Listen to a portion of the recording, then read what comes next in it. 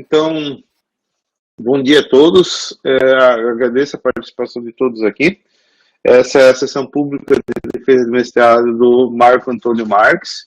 Ele é orientado por mim, professor Charles Kistemiers.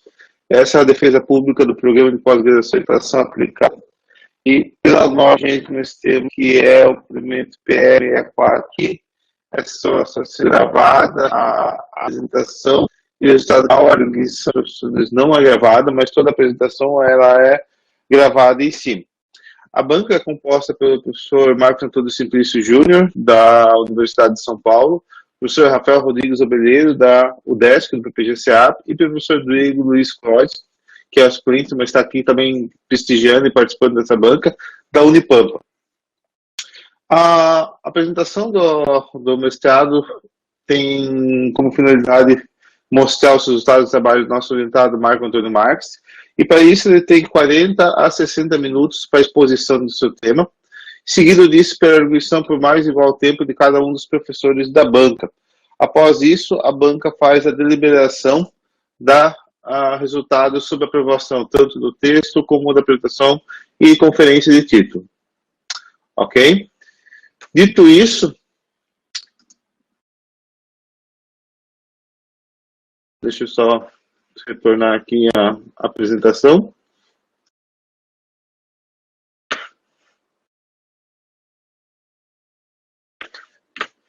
Dito isso, passa a palavra ao Marco, né? Inicia o cronômetro no canto superior direito, todos vocês podem ver ali, tem um cronômetro que vai marcar o tempo decorrido da apresentação. Com a palavra, Marco. Boa apresentação, Marco. Legal. Obrigado, professor Charles. Antes de começar, queria agradecer, né, primeiramente ao professor Charles, meu orientador aí durante todo esse processo. Queria agradecer também ao professor Marcos Antônio Simplício e o professor Rafael Rodrigues Obeleiro e o professor Diego Croix por terem aceito participar da banca e estar prestigiando nosso trabalho. E agradecer também aos presentes que estão aí acompanhando. Então, o meu trabalho, e também me desculpar qualquer barulho de fundo que aconteça aqui, cachorro latindo e tal, por favor, ignore. Então, o título do trabalho é Event to Ledger, Container Allocation and Allocation Traceability Using Blockchain. É basicamente uma solução para monitoramento de ambientes de virtualização em containers que utiliza blockchain. Então, a agenda da apresentação é essa, tá? Então, vamos começar com uma breve contextualização, situar aí qual que é a definição do problema, apresentar quais são os requisitos e os trabalhos relacionados que foram identificados, apresentar em seguida a solução proposta em um modelo de ataque, e depois a implementação da prova de conceito e análise desse modelo de ataque. Então, para contextualizar, eu trouxe aqui em cima a definição do NIST para computação em nuvem, né? Basicamente, computação em nuvem a gente pode entender como um conjunto de recursos computacionais que está disponível para ser dividido sob demanda de forma conveniente.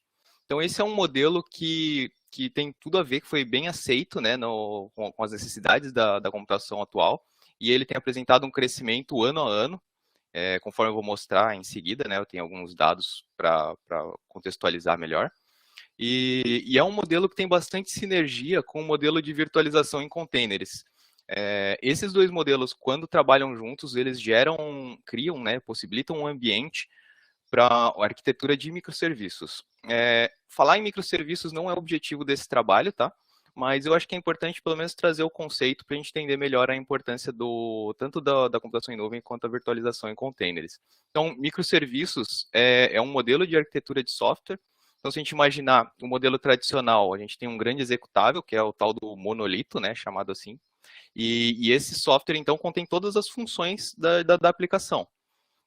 A ideia do microserviços é decompor essa aplicação para a menor unidade possível, que seria uma função ou qualquer parte dessa aplicação, e containerizar e colocar essa função dentro de um container.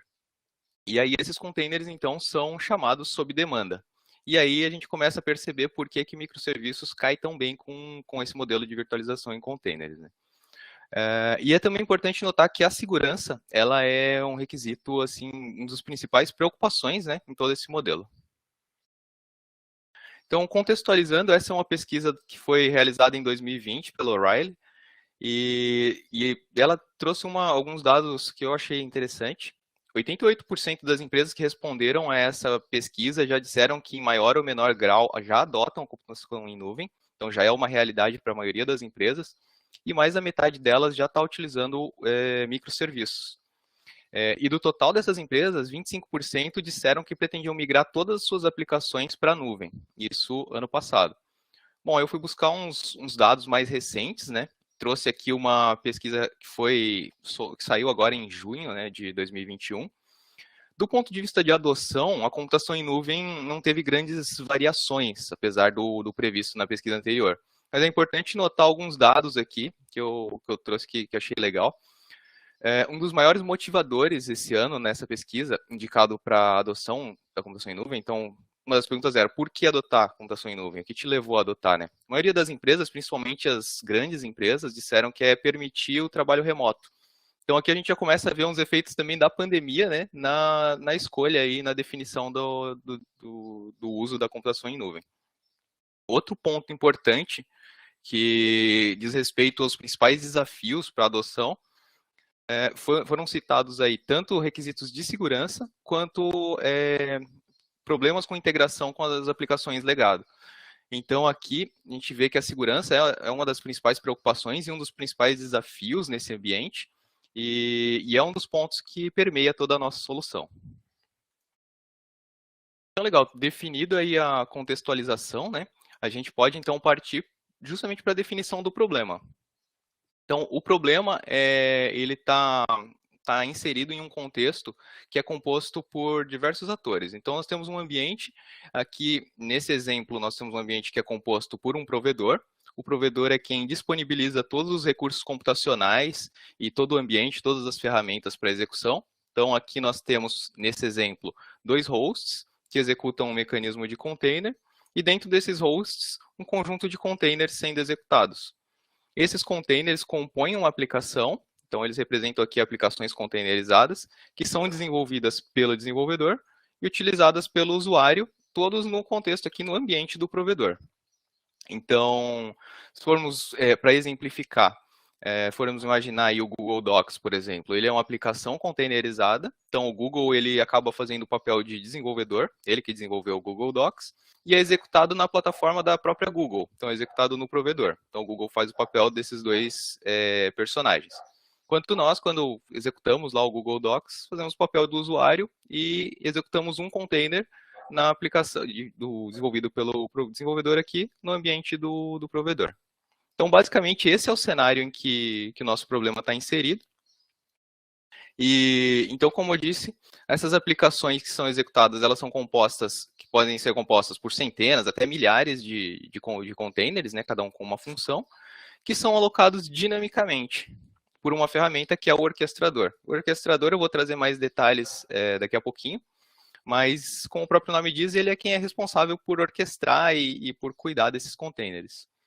Então, o container, se a gente for imaginar, o container ele tem um ciclo de vida, né?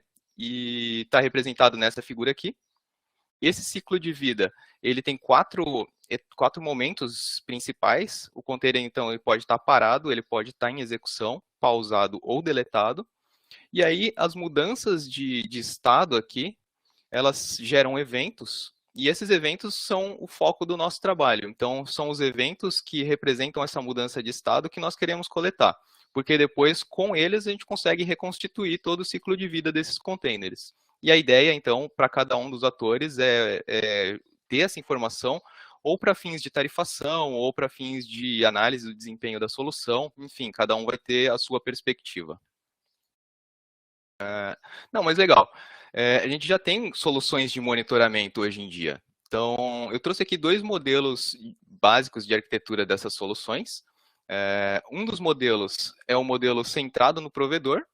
Então, nesse modelo aqui, o próprio provedor ele é responsável por disponibilizar uma solução de monitoramento. Então, ele é responsável por realizar a coleta, por armazenar esses eventos e por disponibilizar esses eventos para as aplicações dos clientes aqui, então, dos atores que compõem esse cenário. Então, fica tudo a cargo do provedor. A gente deixa ali com ele e confia que ele vai ser responsável tanto na coleta quanto em lidar com esses dados. A gente tem outra possibilidade, que é o modelo individual, né? está representado aqui mais à direita. E aí, nesse modelo, cada um dos atores também pode implementar a sua própria solução. Então, ele não fica dependente da solução do provedor. Então, cada um deles aqui implementa seu modelo de coleta, que pode ser um modelo direto no mecanismo de container ou algum agente rodando dentro dos próprios containers. E também cada um deles vai ter a sua própria base de dados armazenando esses eventos coletados.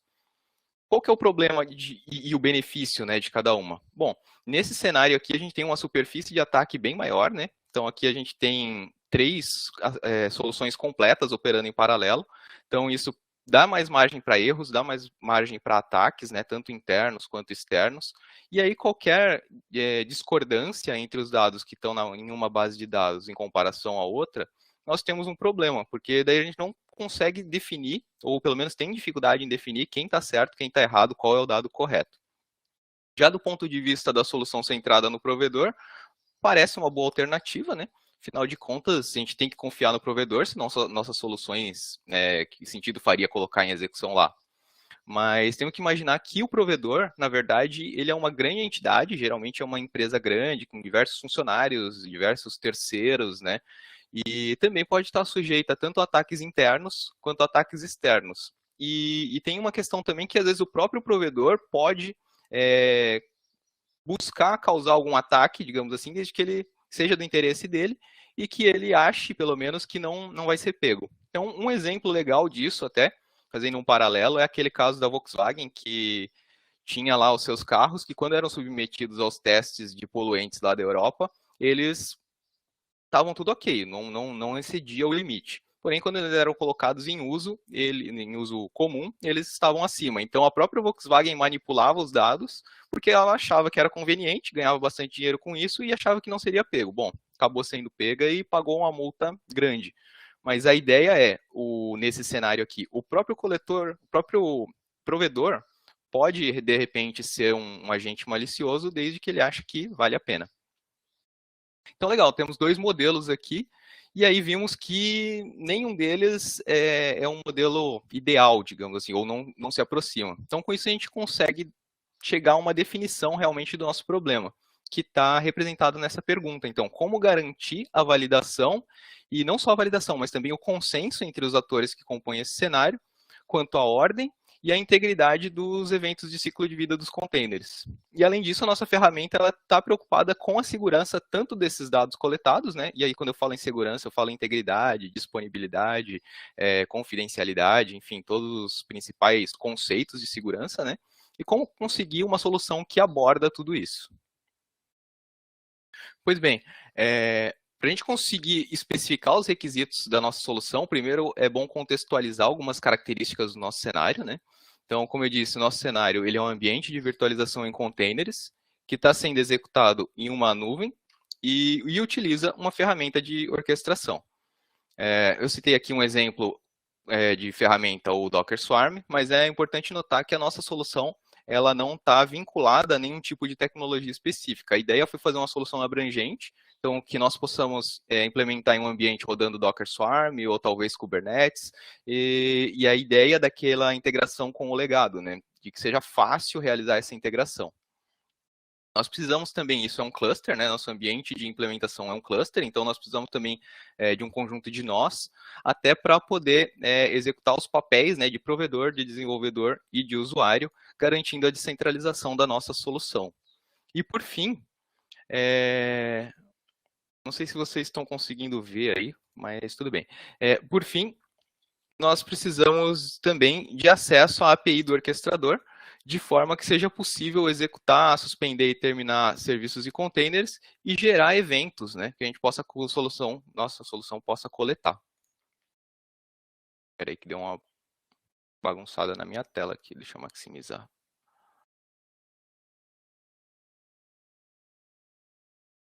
Um pouquinho, pessoal, que eu não sei o que aconteceu aqui. Ficou gigantesca a minha tela. Ficou com zoom, tira o zoom embaixo. Provavelmente Mas fez o tá scroll 100% meu zoom, não tá com zoom não. Provavelmente tem o scroll ali, mexe no teu scroll, deve ter mexido na bolinha do scroll sem querer. Eu acho que não foi também. Eu tô meu zoom aqui, ó, 25%. Ah, meu Deus, o que aconteceu aqui?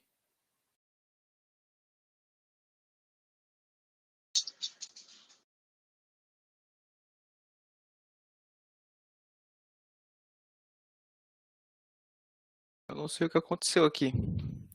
Tá 100%. Deixa eu pegar aqui. Deixa eu pegar o controle aqui um pouquinho. Uhum. Agora voltou. Aqui tá normal. Agora tá normal. Voltou. Agora pegou o controle e ele voltou pro tamanho normal agora. E agora cresceu de novo. você tá com o zoom habilitado, que ele tá pegando o zoom do teu lado. Pois é. Não, mas o pior é que não tá 100% aqui. Eu vou fazer o seguinte, eu vou recarregar aqui. Eu já volto aqui. Recarrego a página e eu acho que vai resolver. Só um minutinho. Que droga. Já...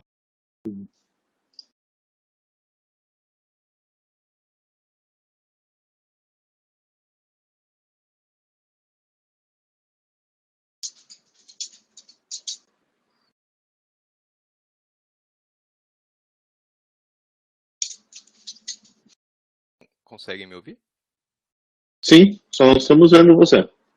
A câmera fechou. Agora sim. Agora resolveu o problema aqui. Eu vou maximizar minha tela e não vou mexer mais para não dar problema. Beleza. Continuando então. Então esses são os requisitos funcionais que foram definidos para a nossa solução, partindo do pressuposto já apresentado ali, né? Então foram definidos 6 requisitos funcionais, partindo aqui da coleta, né, de todos os eventos do tipo container e serviços no nosso cluster. E não só isso, né? Então, a nossa solução ela se preocupa com a segurança, tanto do ponto de vista de integridade e autenticidade dos dados, segurança da comunicação e ordem cronológica dos eventos. Então, toda solução de monitoramento, geralmente, ela é baseada em ordem cronológica. Então, ela é altamente dependente de uma ordem cronológica confiável.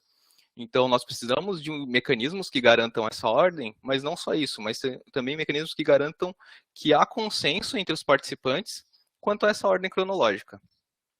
E aí, por fim, nós precisamos de recursos aí que permitam o armazenamento distribuído, né, desses dados e também protegidos contra manipulação. Temos também alguns requisitos não funcionais, né, basicamente 2, né? Um deles é garantir que nós temos disponível recursos suficientes para armazenar esses dados e também que a nossa solução deve operar de uma maneira não intrusiva. Isso ela não pode ter impacto no desempenho do nosso ambiente. Legal. Então foram elaborados aí, foi realizado um mapeamento sistemático para a identificação dos trabalhos relacionados. A expressão de busca utilizada foi essa. E aí os mecanismos, nós partimos do Google Scholar, né, que é o principal indexador aí dos mecanismos de busca acadêmicos, e aí fizemos uma busca um pouco mais refinada nesses 3 aqui abaixo, ACM, 3E e Springer Link. Então partimos de um grande número de resultados aqui, né, e aí aplicando os critérios de inclusão, exclusão, relevância e tal, chegamos num total de 10 trabalhos para leitura.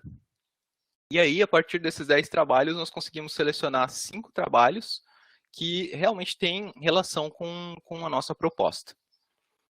Além desses trabalhos, então, foram selecionadas 2 ferramentas de código aberto, que são bem adotadas e bem conceituadas, né, no mercado.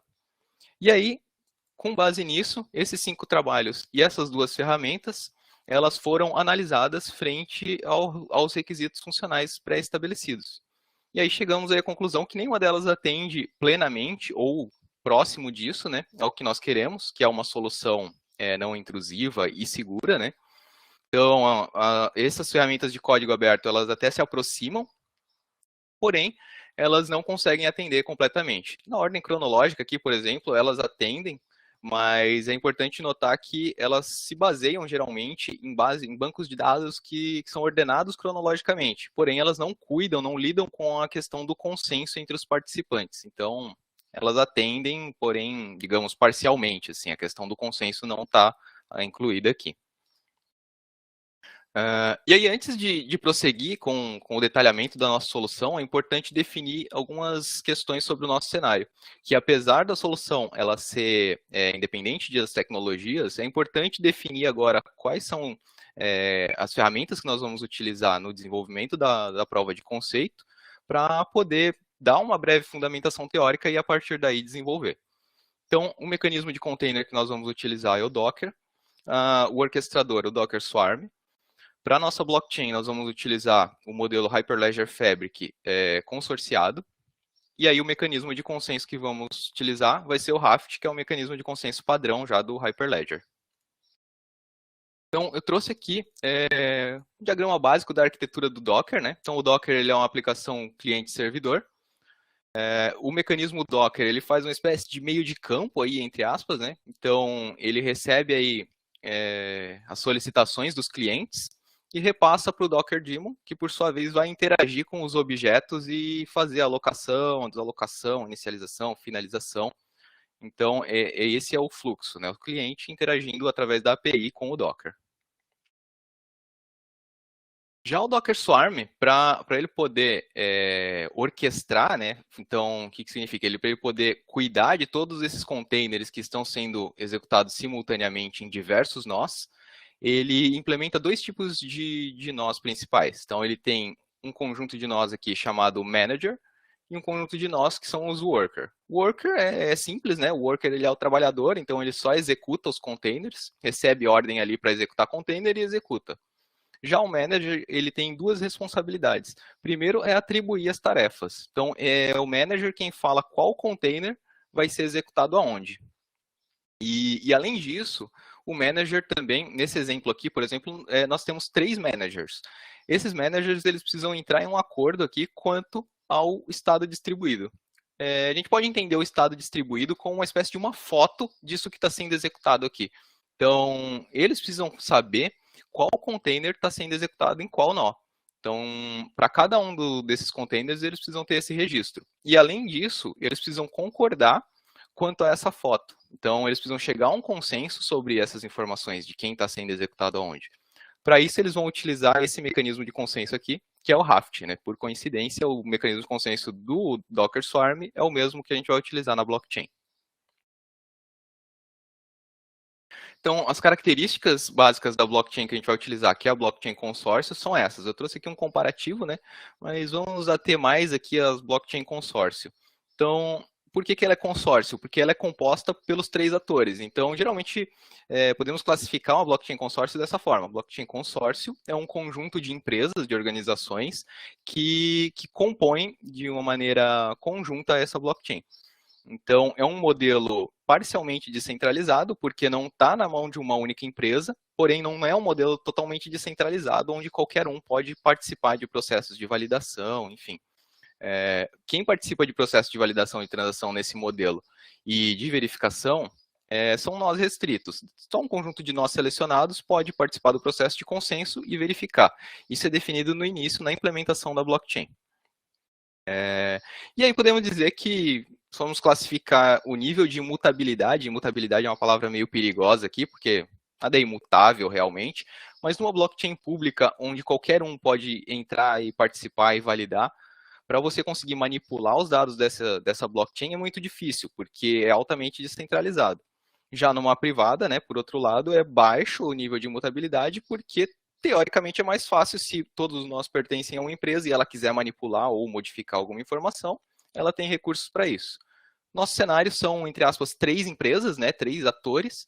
Então, para ver qualquer tipo de manipulação aqui, é necessário que haja, no mínimo, um conluio entre eles, né, alguma maneira de que eles tenham interesse, pelo menos 2 dos 3 atores do cenário, em manipular. Então, é algo mais difícil, porém não tão difícil quanto na pública. Então, o nosso modelo de blockchain é o Hyperledger Fabric, que é um modelo de blockchain privada ou consorciada, né? Possui uma arquitetura modular, então, o que significa que para a personalização da nossa blockchain, ela é bem interessante, né? Todos os mecanismos, por exemplo, mecanismo de consenso, todos os módulos ali da nossa blockchain, a gente pode ou criar um novo, ou simplesmente modificar e personalizar conforme as necessidades da nossa solução. É uma blockchain também baseada em chain code, quer dizer, baseada em contratos inteligentes. Então, isso traz bastante autonomia, bastante funcionalidade para a nossa solução. E essa figura aqui, ela exemplifica mais ou menos de uma maneira bem geral, assim, bem genérica, mas traz a ideia do funcionamento dessa blockchain. Então, quando ela é implementada, é criado um chamado de um canal, que nada mais é que uma rede privada, e aí cada um dos participantes conecta os seus nós através de um processo de autorização. E aí a ideia dessa rede é garantir a comunicação segura, né, uma rede independente que garante a comunicação segura entre esses nós participantes. Eu trouxe aqui o fluxo, né, da arquitetura de transações aqui da nossa blockchain, porque ele difere um pouquinho do modelo tradicional. Geralmente as blockchains, elas utilizam uma arquitetura baseada nesses dois passos, né, order, validate. Então, geralmente as transações são ordenadas, aí em seguida são executadas e validadas. O Hyperledger ele é um pouquinho diferente, ele traz um primeiro passo aqui, que é o passo de execução. Então, ele dissocia, né, a execução da validação. E mais para frente a gente vai ver por que isso é interessante, principalmente em cenários com um grande volume de transação. Então, o fluxo de transação dentro do Hyperledger, ele está representado nessa figura. Então, nós temos um cliente, né, que pode ser, no caso, ou o nosso coletor, ou seja lá quem for. E nós temos um conjunto de nós aqui, que são os nós de endosso. Nosso modelo, cada ator tem um nó de endosso. E aí a transação, então, é enviada pelo cliente para cada um desses nós de endosso, que tem como função executar essa transação recebida e assinar embaixo. Aí ele faz esse processo, executa, assina e retorna para o cliente. E aí o cliente ele tem um número mínimo de endossos que ele precisa coletar para passar para a próxima fase. Esse número de endossos ele é definido quando a gente implementa a nossa blockchain. Então, faz parte das configurações iniciais da blockchain. A partir do momento que esse número ele é atingido, essa transação então é encaminhada aqui para baixo, que é onde está o nosso Raft. Nosso mecanismo de consenso, ele está nesse bloco aqui que faz a ordenação das transações e que gera os blocos contendo as transações. Então, se imaginarmos que tem vários clientes aqui caminhando transações, essas transações então são ordenadas nesse ponto, gerados os blocos, e aí os blocos são encaminhados para todos os nós da blockchain que vão validar e armazenar esse resultado obtido. Então, o mecanismo que roda aqui nessa parte de ordenação, como eu disse, é o Raft. O Raft ele é um mecanismo de consenso que é tolerante a falhas, ele não tem tolerância a falhas bizantinas, então ele confia que todos os clientes vão enviar informações válidas, então ele não se preocupa se isso aqui é válido ou não, ele parte do pressuposto que é. E aí, cada vez que um dos nós do mecanismo de consenso recebe uma transação, e é importante notar que esse mecanismo ele é baseado em um líder, então a função básica desse líder é se comunicar com o cliente e receber as transações. Então, esse líder recebe uma transação, aí ele adiciona essa transação em um log, que é executado como uma fila, e a ideia desse log é ir atualizando o estado de máquina. Então, isso aqui é a foto, né? É a nossa foto do nosso estado, né? Que é atualizado conforme o cliente encaminha transações. E esse líder, então, atualiza o estado de máquina dele e replica para os demais nós do nosso mecanismo de consenso para que eles façam a mesma coisa. Esse nosso mecanismo, ele, como eu disse, tem tolerância a falhas, né? Então, se algum dos nós falhar, teoricamente, o nosso mecanismo mantém-se em funcionamento, mas o número de nós necessários para que ele tolere falhas é dado por essa fórmula aqui. Então, o número de nós que eu preciso é 2 vezes o número de nós com falha mais 1. No nosso exemplo, se nós tivermos 3 nós, então nós conseguimos tolerar a falha de um nó, porque 2 vezes 1 mais 1 vai dar 3. Então, eu consigo tolerar a falha de um desses nós e manter o meu Raft funcionando. Legal. Então, colocado isso, voltando aqui à nossa solução proposta, a ideia de utilizar uma solução baseada em blockchain, como nós vimos ali, é agregar segurança a essa solução, e não só segurança, né, mas mecanismos de auditoria também, e mecanismos de consenso. Então, é sair daquele modelo ou centralizado no provedor, ou individual, onde cada um faz o seu, para um modelo, entre aspas, colaborativo, onde a coleta é realizada de um modo de comum acordo entre eles, e aí nós agregamos para a nossa solução, com o uso da blockchain, diversos recursos, né, de segurança já disponíveis na blockchain, de modo que a gente consiga aumentar a confiança na nossa solução e diminuir a possibilidade de conflitos entre os atores que compõem nosso cenário. Colocado isso, então, a gente pode partir para o detalhamento do nosso modelo. Então, a nossa solução ela é chamada Event to Ledger. e ela é composta principalmente de dois componentes. O primeiro dos componentes é o coletor, que vai se conectar ao mecanismo de container que roda ali naquele host e começar a receber os containers em tempo real, os eventos, né, que dessa mudança de ciclo de vida dos containers em tempo real. Por outro lado, nós temos também a blockchain, que é o segundo o principal componente. Já a blockchain, como a gente viu, é responsável então pela execução, ordem cronológica e validação das transações que os coletores enviarem, armazenando, por fim, o resultado nos ledgers. Então, de modo geral, a solução ela está representada nessa figura, tá? Aqui em cima nós temos representado os hosts que compõem o nosso cluster. Então, nós temos um orquestrador aqui em cima e dois hosts para a execução das aplicações e a nossa blockchain. Quando um container ou uma aplicação ela é executada, como a gente viu, isso vai gerar eventos. Então, digamos aqui no 1, o orquestrador passando para o host alguma informação para executar algum container. E isso gera um evento aqui no orquestrador, que é o chamado evento de serviço. E o nosso coletor vai coletar esse evento, gerar a transação e encaminhar para a nossa blockchain. E os coletores que estão em execução nos hosts que contêm as aplicações, eles vão monitorar e cada vez que a aplicação ou um container for executado, finalizado, enfim, mudar de situação, de ciclo de vida, esse container também vai coletar o correspondente evento e vai gerar uma transação e encaminhar para a blockchain. Então, na figura seguinte aqui, a gente tem detalhadamente a execução desse processo. Então, dá para a gente dividir esse processo, de modo geral, em três grandes etapas. Uma etapa de coleta, uma etapa de comunicação, que aqui não é só realmente comunicação, né, mas, a grosso modo, podemos dizer assim, tem umas partes de validação e ordenação, e o armazenamento. Então, nós temos aqui, cada vez que um host ele é iniciado no nosso cluster, o coletor vai ser iniciado junto. Então, subiu o host, sobe o coletor. Aí o coletor conecta-se ao mecanismo de container, que passa a enviar para esse coletor todos os eventos que são gerados por ele. Então, o evento recebe, o coletor recebe esse evento, gera uma transação, assina com a sua chave privada, que ele vai ter quando a blockchain for criada, e envia essa transação para os nós de endosso. Os nós de endosso, por sua vez, então, executam, né, endossam essa transação, e a partir do momento em que é atingido o número mínimo de endossos necessário, eles são encaminhados para o nosso serviço de ordenação. Esse serviço, então, ordena as transações, gera os blocos, encaminha para a validação. Por fim, todos os nós da blockchain validam essa transação e armazenam o resultado nos ledgers. Então, esse é o fluxo completo. E é a partir desse fluxo, então, que futuramente a gente vai fazer a análise do nosso modelo de ataque. Então é isso. Para a gente poder fazer análise, para a gente poder estabelecer um modelo de ataque para que possa ser analisado na nossa solução, a gente tem que partir de algumas premissas, né?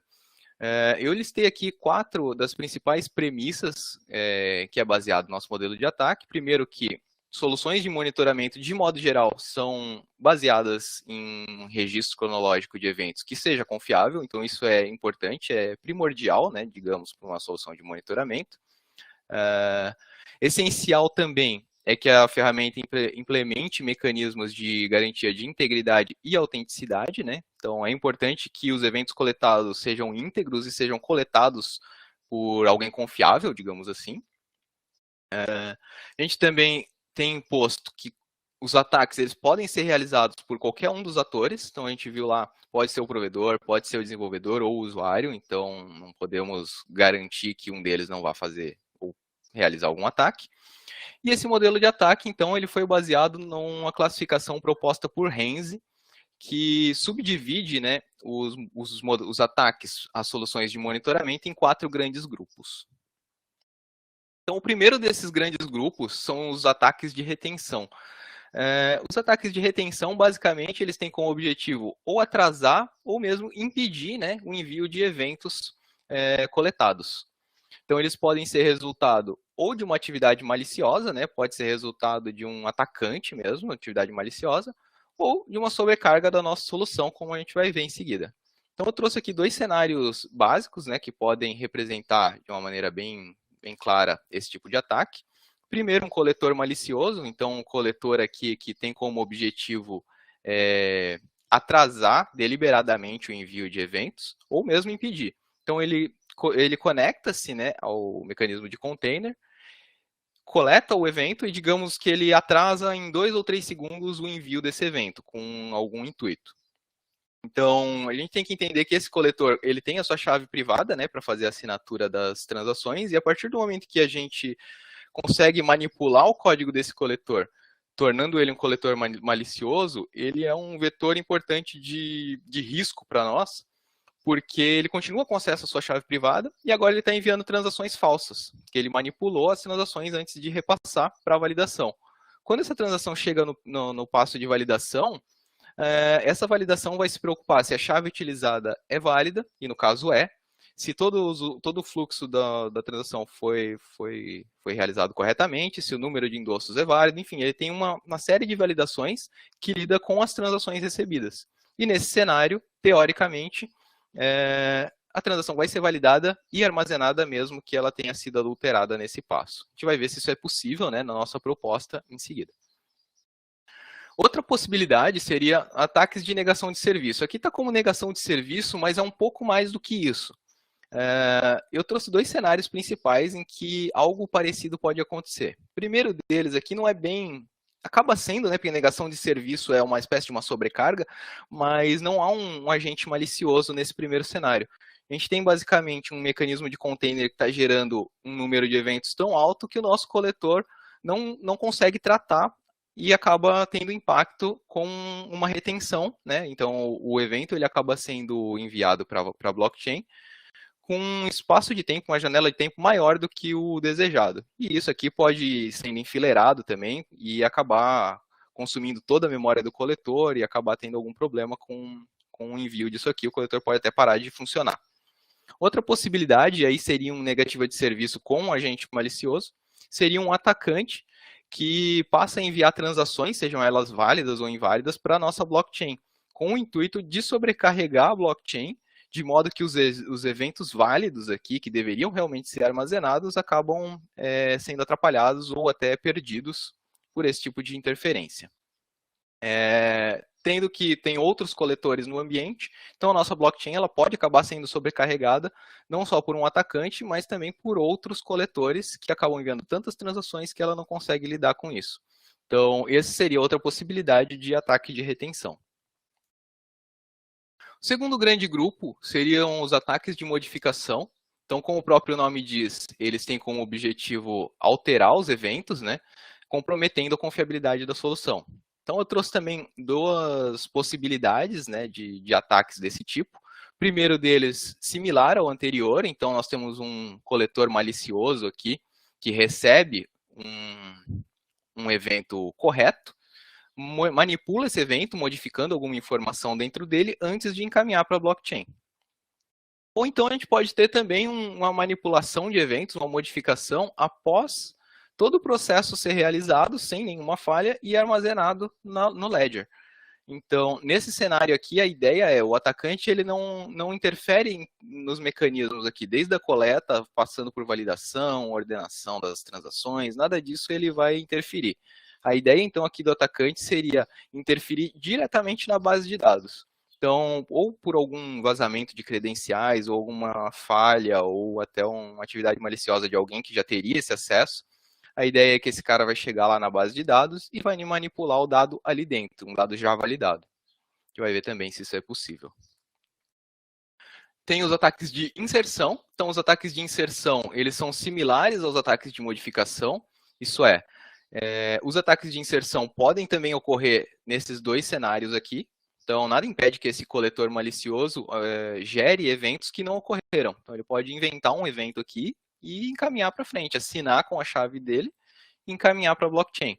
Então, isso também vai impactar na confiabilidade da solução.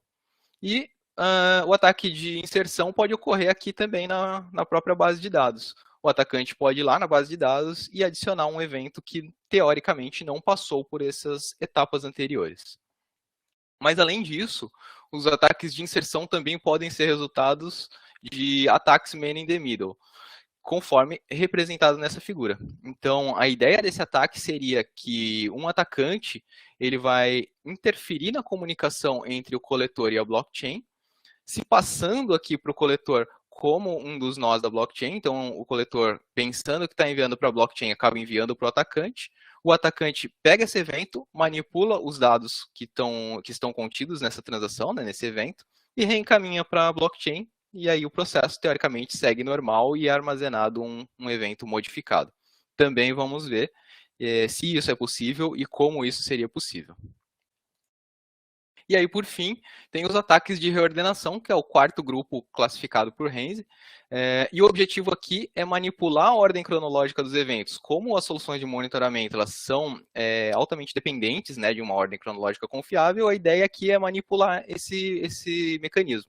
Então, duas possibilidades. Primeira, durante o processo de ordenação. Então, aqui a gente utiliza o Raft, né? Então, em cima aqui são, teoricamente, nossos nós de endosso. Eles endossaram as transações. Transação endossada, número adequado lá, ele encaminha para os nós do nosso Raft. E aí, a ideia é como que seria possível manipular isso aqui, se é que é possível manipular. Qual o esforço necessário para isso. Ou então, o ataque também pode ocorrer, esse ataque de reordenação, depois do armazenamento, e nada mais é, né, do que um ataque de modificação também.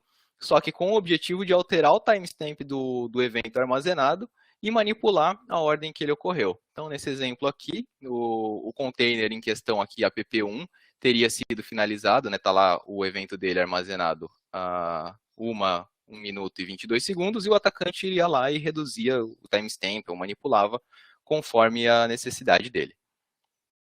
Então, muito similar ao modelo de ataque de modificação. Então, definido o nosso modelo de ataque, agora vamos partir para a implementação da prova de conceito, né, para depois poder analisar essa nossa prova de conceito frente a esse modelo de ataque. Então, antes de partir, a gente tem que definir aqui algumas questões sobre o nosso ambiente, para depois apresentar a instalação da blockchain e configuração também dos coletores. Bom, nosso ambiente ele foi implementado em uma nuvem OpenStack, a nuvem da Audesk, né, do nosso Lab P2D. Todas as máquinas utilizadas, então, elas estão rodando um Linux Ubuntu 20.04. Aqui à direita a gente tem uma representação simples da rede implementada aqui, né? Então, essa rede ela é composta de um nó manager e 2 nós worker. Então, o nosso manager ele tem 4 vCPUs e 8 GB de RAM, e cada um dos nós worker tem 2 vCPU e 2 GB de RAM. A gente tem também aqui um nó atacante. Esse nó ele foi utilizado para alguns testes do nosso modelo de ataque, então ele participa aqui da nossa rede também. E tem um detalhe que a nossa blockchain ela é composta de diversos nós também, a gente vai ver em seguida, e ela está em execução toda no nosso nó manager, né? Então o manager ele teoricamente não está executando nada, tem mais recursos, cabe rodar a nossa blockchain nele. Detalhes aqui sobre a nossa blockchain, então, como eu disse, a nossa blockchain ela é composta por um conjunto de nós. Todos esses nós aqui eles estão rodando no Docker também.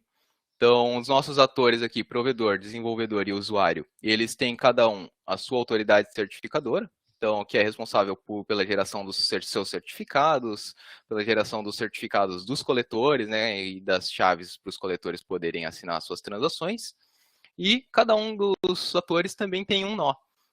Nesse modelo, por ser uma prova de conceito, consideramos que apenas um nó seria o suficiente. Então, esse nó ele faz o papel tanto dos nós de endosso, quanto do nó de commit, né, que é o nó que vai realizar a validação e encaminhar para o armazenamento a transação.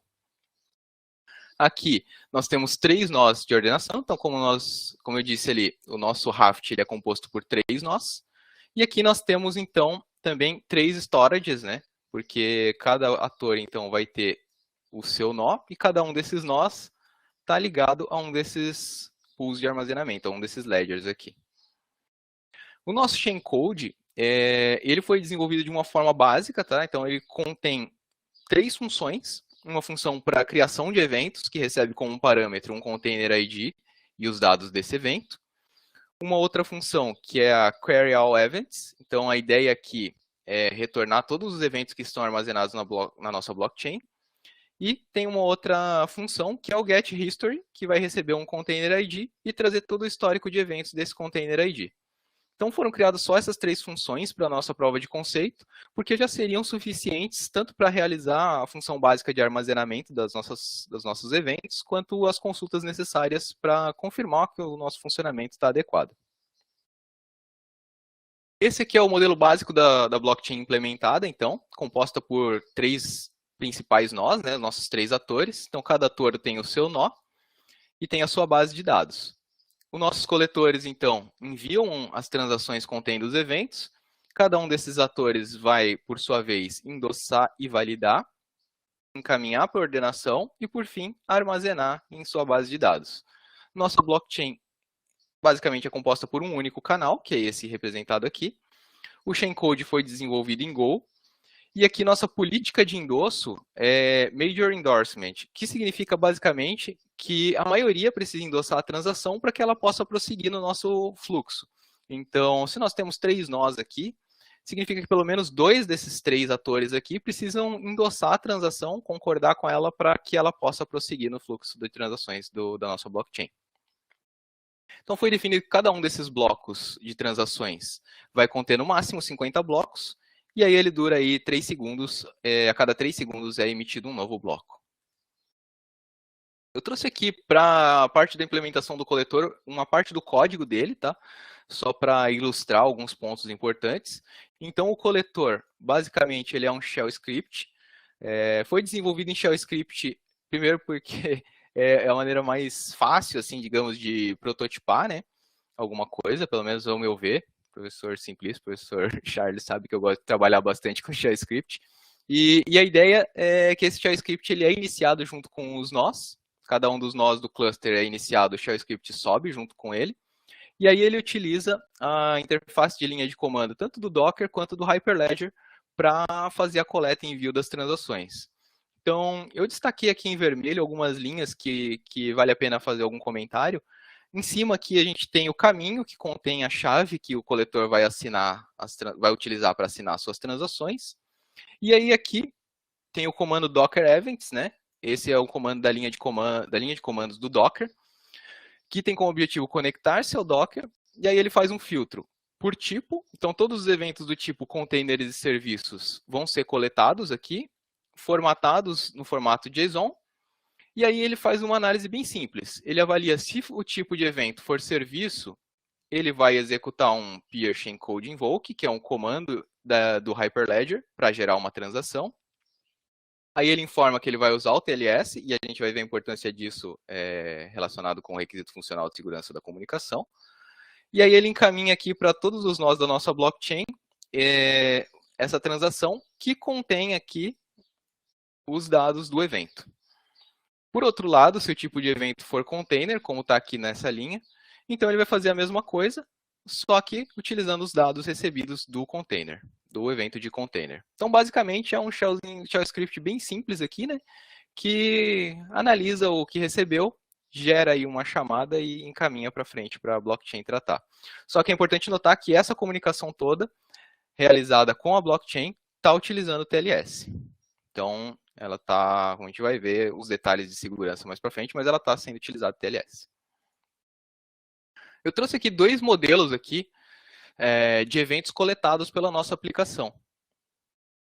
Então a gente tem aqui um modelo de exemplo de um evento de serviço. Nós temos o ID desse evento, o nome da aplicação, e aqui nas linhas 10 e 11 um timestamp, que a gente vai ver a importância já já, e aqui mesma coisa, um evento de container com as mesmas informações do container, e também um timestamp aqui embaixo. Aqui nós temos, então, as transações que foram geradas para cada um desses eventos.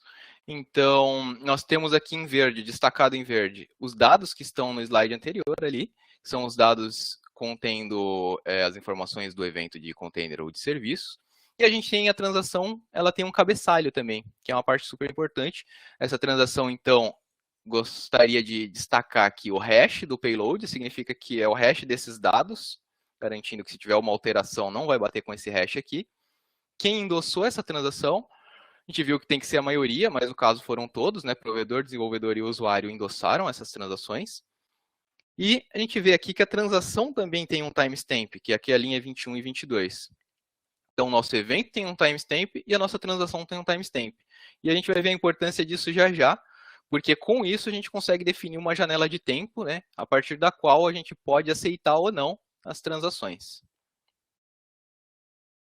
Então, legal. Partindo agora para análise do modelo de ataque, essa figura ela ilustra onde pode ocorrer cada um dos modelos de ataque.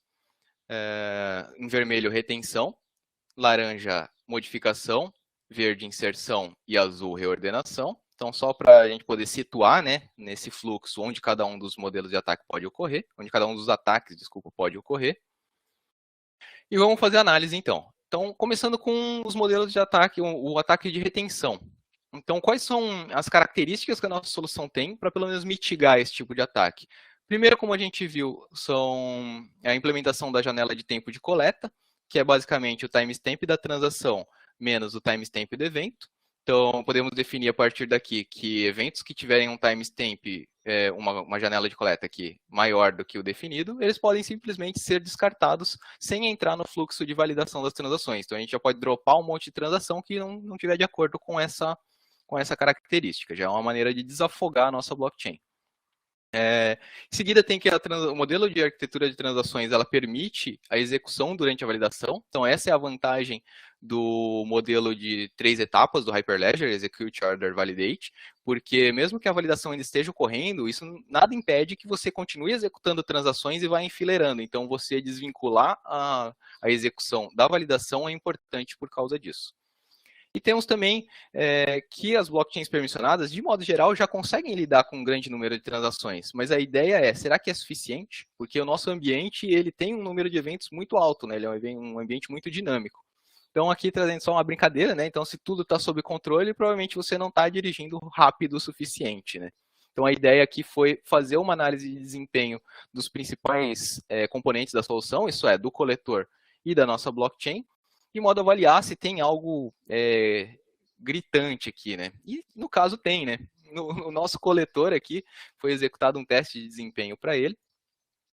Foram realizadas 10 rodadas envio de 1.000 transações pelo coletor, cada uma dessas rodadas. E a gente tem que o coletor, a performance, né, o desempenho dele variou entre 6 a 6,85 transações por segundo, que é um número muito baixo considerando o ambiente de implementação. Podemos discutir mais para frente o porquê disso. E aqui embaixo, então, nós temos o desempenho da nossa blockchain. A blockchain ela teve um desempenho muito bom. Foram realizadas 10 rodadas, envio de 10.000 transações a 200 transações por segundo. Então, ela conseguiu atender a 200 transações por segundo. A latência bem baixa, né? Se for analisar, a latência média das transações girou ali em torno de 0,2 segundos. Significa que em 0,2 segundos ela passou por todas as etapas do nosso fluxo da arquitetura de validação da transação e foi armazenada. E foi, durante os testes, identificado que o Hyperledger ele tem um limite máximo de transações simultâneas de 2.500 transações. Isso é, ele suporta no máximo 2.500 transações em todo esse fluxo, desde do endosso até o armazenamento. Isso dá em torno de 220 transações por segundo. Então é importante a gente notar isso na hora da implementação para ver se atende ou se o nosso ambiente gera mais de 220 transações por segundo, ou pode gerar, talvez seja necessário modificar. Isso é uma configuração que está no core do Hyperledger, mas é possível modificar. Foi inserido como uma maneira de proteger contra ataques de negação de serviço. Já os ataques de modificação, então, eles têm como foco principal o coletor. Como a gente viu, então, a ideia do coletor é que ele assina suas transações de modo a evitar que coletores não autorizados enviem também transações. Só que, da maneira como foi implementada na nossa prova de conceito, nossa solução ainda é vulnerável a esse tipo de ataque de coletor malicioso. A gente não tem, pelo menos nesse momento, na prova de conceito, já implementado uma solução que mitigue esse tipo de ataque. Mas nós já temos em vista uma solução para isso, como vai ser apresentado mais para frente. Por outro lado, também pode ser alvo dos ataques de modificação o Ledger.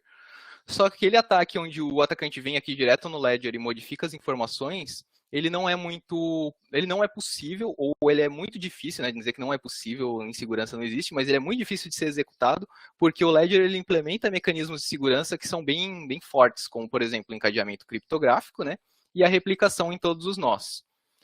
Eu deixei algumas considerações aqui embaixo que podem ser discutidas no fim da apresentação, porque durante os testes, alguns testes de integridade realizados no Ledger, eles apresentaram algumas inconsistências, dependendo como o cenário fosse elaborado. Eu deixei aqui, por exemplo, se você buscar fazer uma query em um único nó, você pode ter um resultado errado. E os ledgers, teoricamente, eles têm um mecanismo que, quando é detectada alguma modificação em um deles, ele starta um processo de reconciliação, e esse processo de reconciliação corrige qualquer discrepância. E a questão é que, no nosso modelo, esse estado ele não foi iniciado. Manipulamos um dos ledgers e ele não foi corrigido automaticamente. Então, ficou um alerta aqui. Os ataques de inserção, por sua vez, como a gente disse, são similares aos de modificação. Então, para ataques de inserção também é vulnerável ao coletor malicioso, porém, não é possível ataque de inserção no Ledger. Já os ataques man in the middle, eles também não são possíveis de ser realizados, porque nossa solução, ela implementa em todos os processos aqui TLS. Então, toda a comunicação é segura. É garantida confidencialidade, integridade e autenticidade da comunicação utilizando o TLS. Por fim, os ataques de reordenação. Para o cenário 1 aqui, no Raft, não vou dizer que é impossível, mas é muito difícil a manipulação do Raft, né?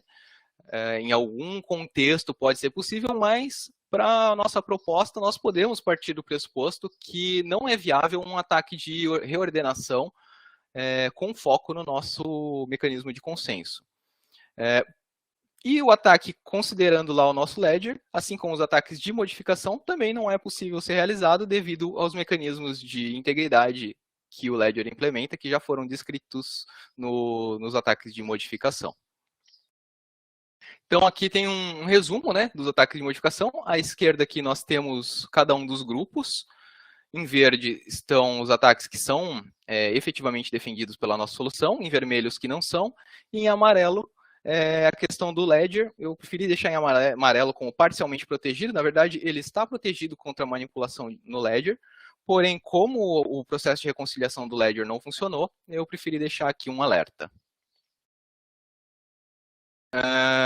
Analisando do ponto de vista de compliance com os requisitos funcionais, podemos dizer que ele é full compliance, porém, né? Porém, o requisito funcional 2, podemos dizer que ele é parcialmente compliance porque ele foi vulnerável aos ataques de injeção de código malicioso. E aqui coloquei full, né, no Ledger, mas podemos discutir isso aqui. Ele teve o processo de reconciliação falho, mas de modo geral ele protegeu bem os tipos de ataque que ocorreram. Bom, as considerações, então. A blockchain consórcio, ela se provou um mecanismo alternativo viável para ser implementada em soluções de monitoramento.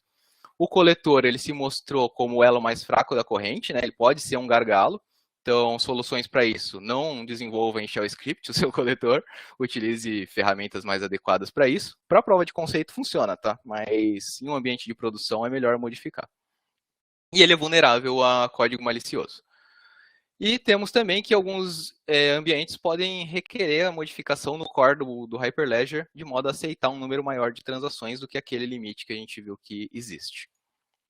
Então, como trabalhos futuros, temos explorar, né, o potencial do Shellcode. O Shellcode é uma ferramenta muito poderosa, não está tão explorada nesse trabalho, tem aí um campo muito maior para a gente poder desenvolver, por exemplo, alertas e contramedidas que são startadas através de transações no próprio Shellcode, ou até desenvolvimento de uma solução de monitoramento distribuída, né, como um DAPP, né, com uma aplicação distribuída em execução dentro da nossa própria blockchain. E aí, tem também a ideia de integração com o Spire, porque o SPIF e o Spire, eles têm mecanismos, que eu não vou entrar tanto no detalhe, mas ele permite uma autenticação passiva, entre aspas. Então, basicamente, o SPIF consegue, a gente pode implementar isso para o nosso coletor, e aí o nosso coletor, para se autenticar e poder enviar os eventos, podemos definir que a gente gera um SHA-256 do binário dele, e aí só se o SHA-256 dele estiver de acordo com o que a gente pré-definiu, ele vai poder receber ali o seu certificado e assinar suas transações. Então, esse é um modelo que permite evitar os ataques de código malicioso no coletor de uma maneira até que bem simples. E também buscar como implementar o SPIF também com relação ao nosso Hyperledger. Aqui só uma viagem, né, uma possibilidade dos benefícios de que o SPIF pode trazer para o Hyperledger também. Então aqui eu trouxe algumas das publicações que pautaram todo esse processo de escrita do trabalho, né, desde lá de 2019 até agora, com destaque para o trabalho que recebeu o prêmio de melhor resumo estendido na Computer on the Beach do ano passado. Um capítulo de livro sobre blockchain, que foi publicado na ERRC também do ano passado, e um artigo que foi aceito na Closer, qualificação Qualis A2, no início desse ano. Temos também uma publicação submetida, esse artigo da Closer, nós fomos convidados a encaminhar uma nova versão mais completa, né, para ser publicada no Springer Nature Computer Science desse ano ainda. E é isso, espero que vocês tenham gostado. Qualquer dúvida agora eu estou à disposição para esclarecimentos. Obrigado. Muito obrigado pela